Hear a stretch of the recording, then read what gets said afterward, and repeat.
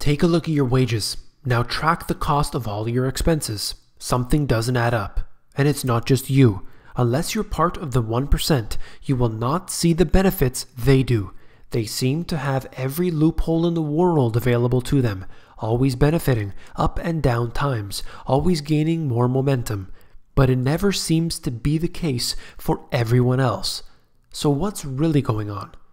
You came here for the truth, so let me unveil that for you. Today we are going to talk about the real statistics, the real indicators, the information you don't get on TV, you didn't get in your economics texts, you didn't read them in books, you didn't find this in school, you weren't taught by any one of your family or friends. This information is what you really need to know. Beginning with this, wealth inequality, 1962 to 2014. You can see over the years what has happened. The top 1%, they continue to benefit.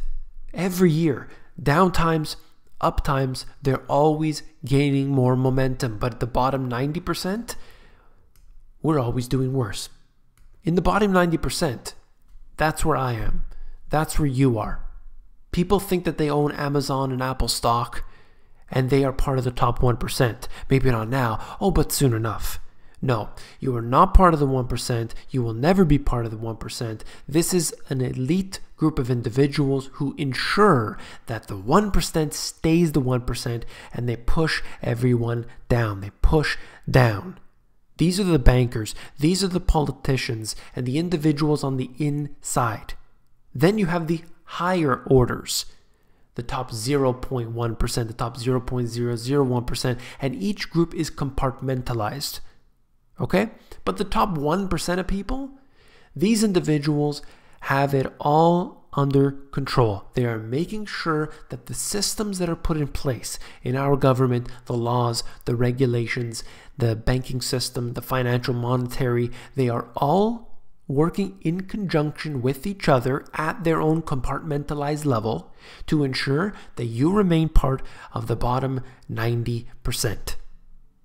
Okay?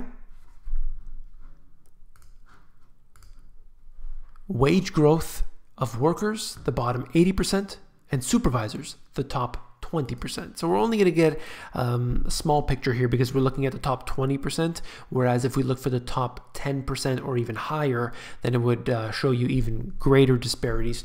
But here we have basically the two lines, and you can see what has happened. If you're near the bottom, you keep falling. If you're near the top, you keep rising. Okay, that's basically what it says here. And this is the statistics. These show us how it really works. As time goes on, you look at the average person. Now, you might see their wages increasing, although it's barely increasing. Everything in their life gets more expensive, okay? I don't know about you and where you live. I'm in Canada. I'm in Toronto here, and things keep getting more expensive.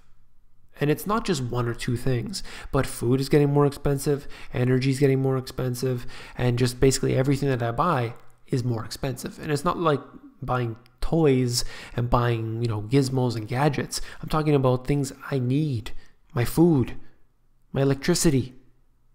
These things continue to rise. Property taxes continue to rise. Everything, the cost of living is increasing. Yet I look at the statistics and I'm being told that food is increasing at 1.6% per year. What kind of garbage, I wanted to say something else, but garbage is that? Corporations no longer share the wealth. Take a look at this. Corporate profits after tax, all right? You can see that that's the blue shaded area. Look at what has happened to corporate profits because they've been pushing harder and harder. Hey, if you got to lay off a few thousand people, do it. As long as corporate profits get higher, if you have to cheat the system, if you have to not report generally accepted accounting principles, don't worry about it. Don't do it. Just make sure that our corporate profits go up. Then you look at this, wages to profits ratio, clearly on a downtrend. Of course. Why in the world would a company share its profits with the workers there? You want a job, don't you? You should be happy. How many times, I'm going to ask, this is a poll here.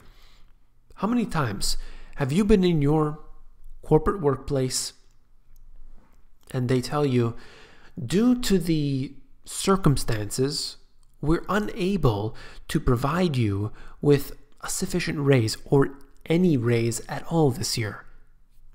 And maybe you heard the statistics out there. The company has performed this well. The, sales are great, revenue is great. And then you go in there for your annual review or slaughtering, and then they tell you, oh, well, due to the circumstances, unfortunately, you're only going to get this much. Hopefully next year will be better. And next year, the same thing. The same thing. We always hear that. Same you-know-what. Every year. It's garbage. Don't listen to it. Don't believe it. Reported earnings boosted via buybacks. Check this out here. I've covered the buybacks now for a little while. I'll just show you very clear. It's obvious what they're doing.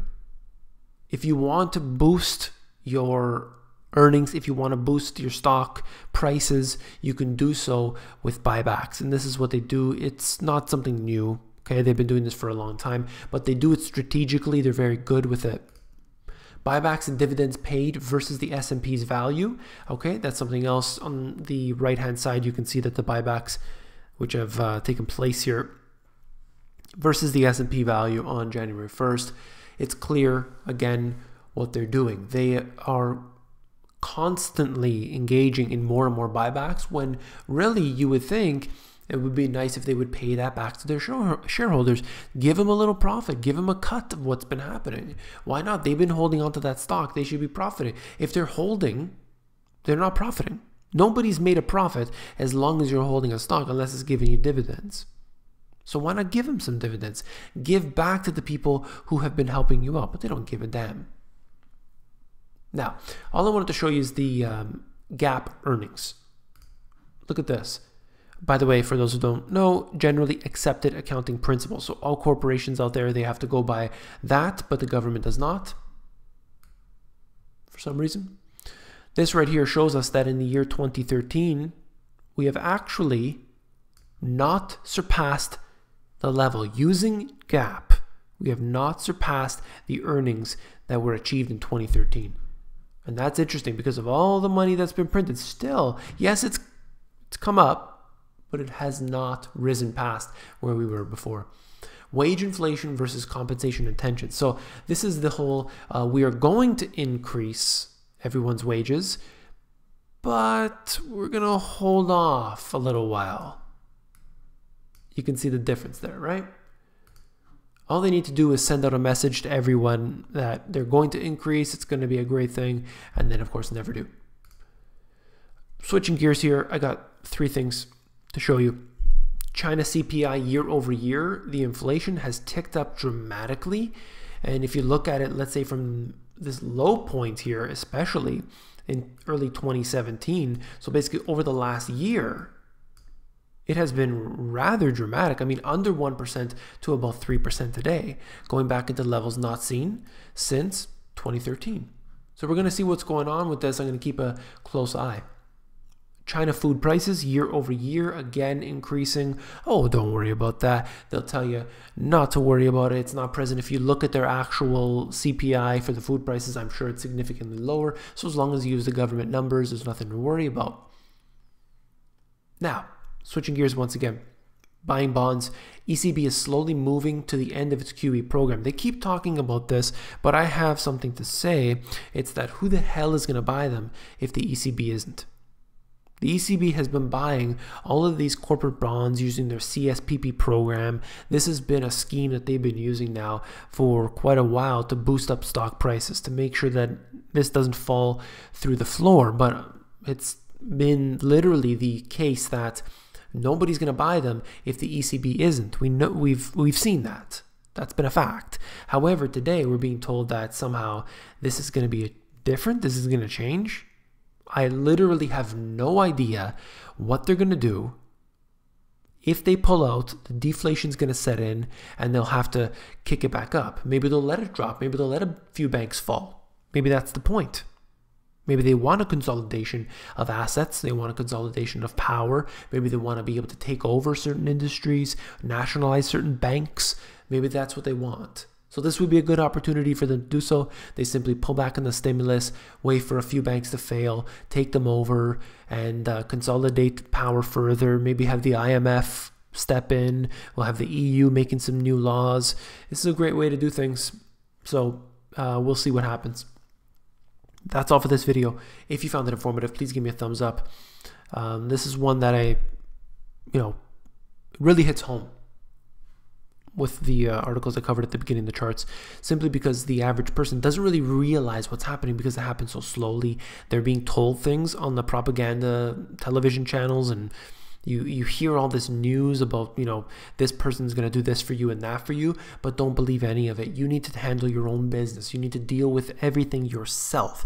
Nobody's going to be there to protect you. Nobody's going to be there to help you. You need to do it on your own. So that's why you got to take steps to prepare for yourself every single day.